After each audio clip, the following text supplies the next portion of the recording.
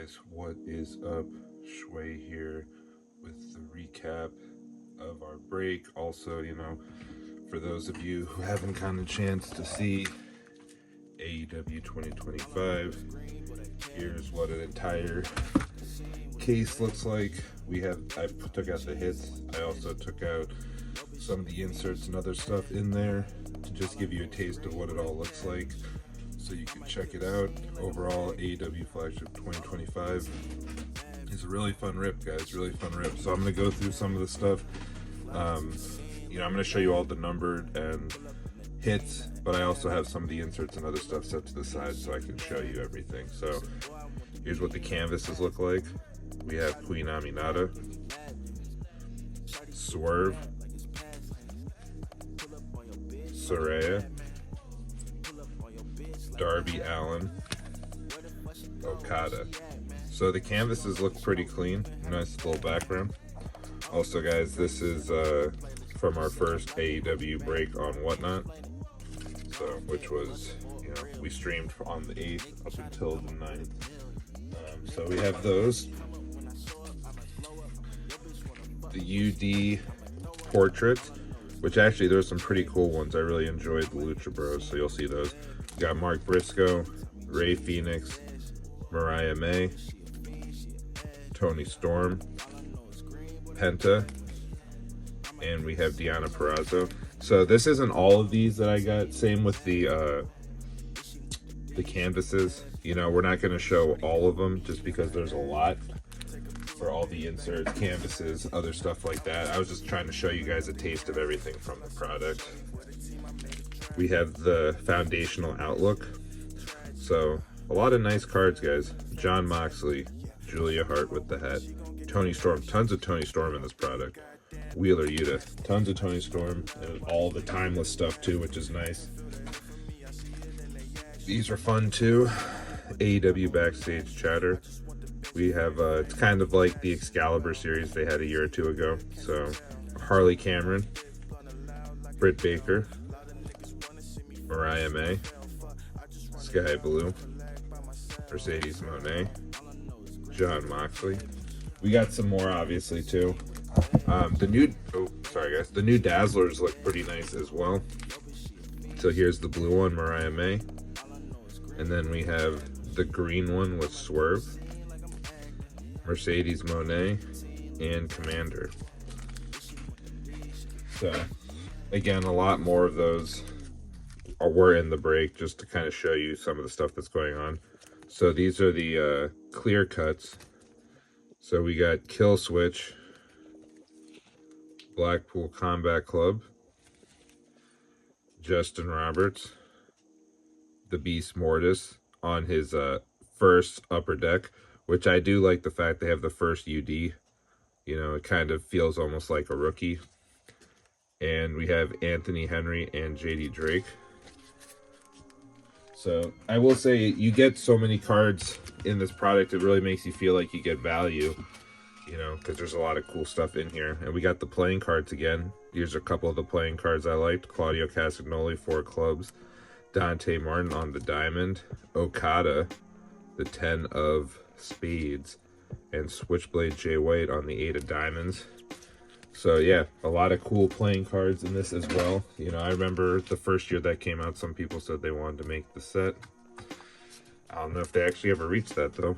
So another new one is Neon Monikers, which are pretty cool. We have Jack Perry, Deonna Purrazzo, Lance Archer, and Takeshita. We had a pretty solid break.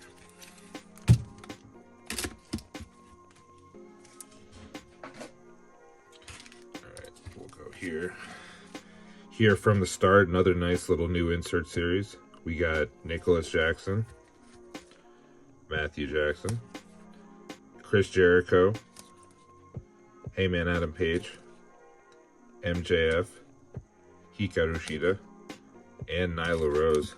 I will say I did find it a little bit shocking that they didn't have Kenny Omega or the Bucks sign in this. I found to be interesting decisions, but hey, there's still some cool stuff in here, especially the on-card autos. I'll show you guys in a little bit. We got Okada on the Outburst. So these Outbursts are pretty cool. We have Okada, again, his first Upper Deck. I mean, technically they were also in Allure and Black Diamond at least. So, you know, it's interesting how that works out. Hangman Adam Page, Justin Roberts. We have Nick Wayne, Christian Cage, Killswitch. Let me put that on the side for you. Sorry, guys. We got Killswitch, Christian Cage, Nick Wayne. The Acclaimed Anthony Bones just came back, which is pretty cool. Gun Club with Juice and Switchblade Jay White. Lexi Nair, I swear it's the same picture she already had. Kyle O'Reilly. We have Roosh, big fan of Roosh. And we have Julia Hart, which is pretty cool. I like the Outbursts, they look pretty nice.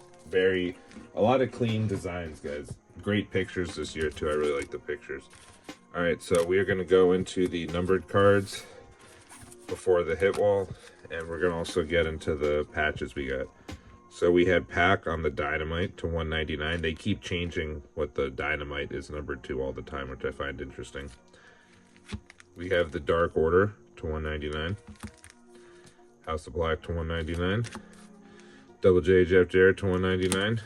Ricky Starks to 199. Timeless Tony Storm, again, big fan of all the cards they have of her in here, pretty cool. Aubrey Edwards, it looks very similar to past pictures she's had. Someone said they looked like kabooms, I could definitely see that. Lexi Nair. Mercedes Monet on the first UD card. We have Claudio Castagnoli to 199. We have Konosuke Takeshita to 199. And Max Caster, probably one of the few people who doesn't have a better picture in this product. Yeah, I don't know if anyone else saw, they have that new AEW SP product coming out, and they had Mercedes as a rookie in there. Interesting decision. We'll see how that pans out. We have the Dark Order to 100 on the Trios card. Taz to 100. Riho to 100. Nyla Rose to 100. Then on the Relics, Lance Archer on the base relic. Dr. Britt Baker, DMD, 23 of 25. We have Daniel Garcia on the relic. Eddie Kingston on the relic. And my favorite, probably, the Lucha Brothers on the base relic. Very timely. And then going into the hit wall, guys. So we had, which I thought this was a nice addition, numbered playing cards, but numbered to a very weird number. So 22 of 52.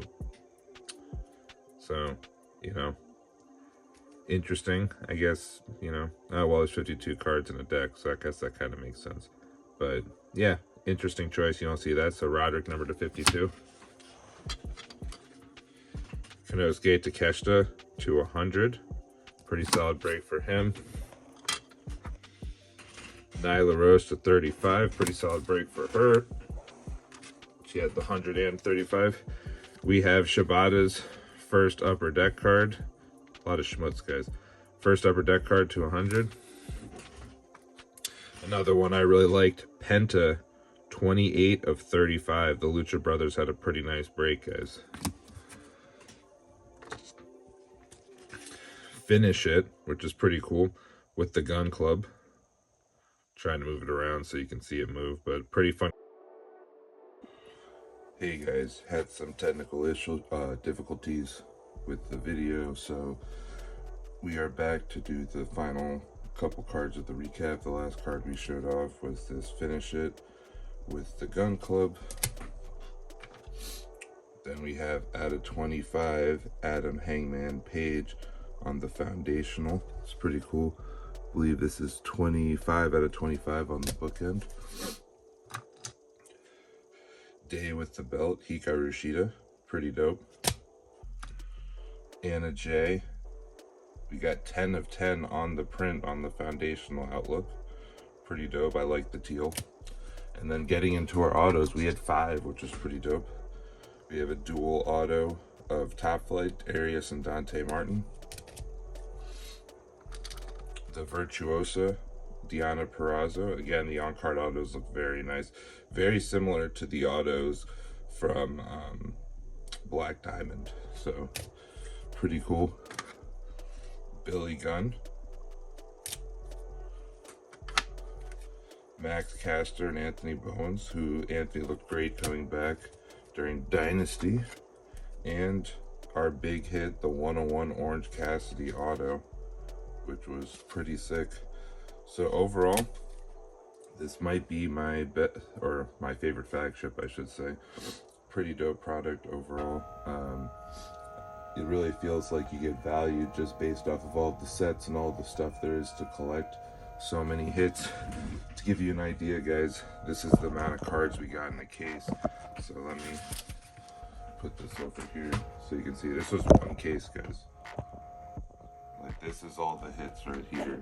I should keep that like that. That's all the hits.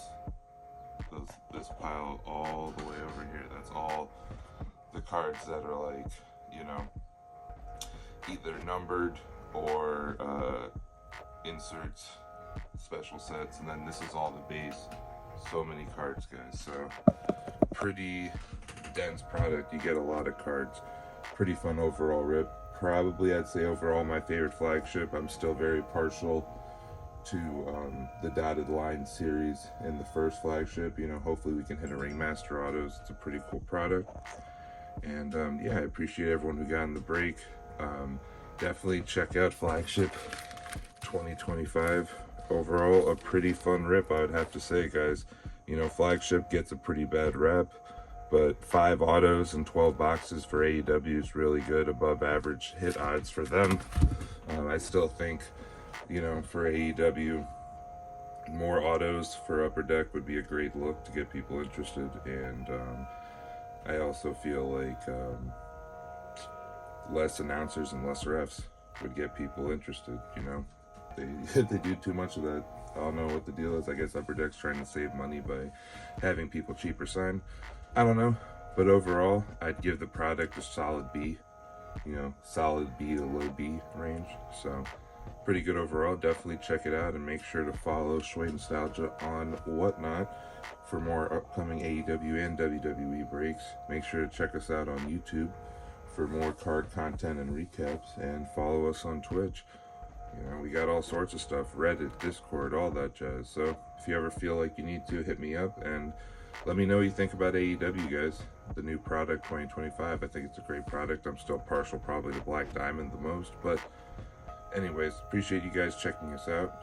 And until next time, I'll see you on YouTube, or I'll see you on Whatnot.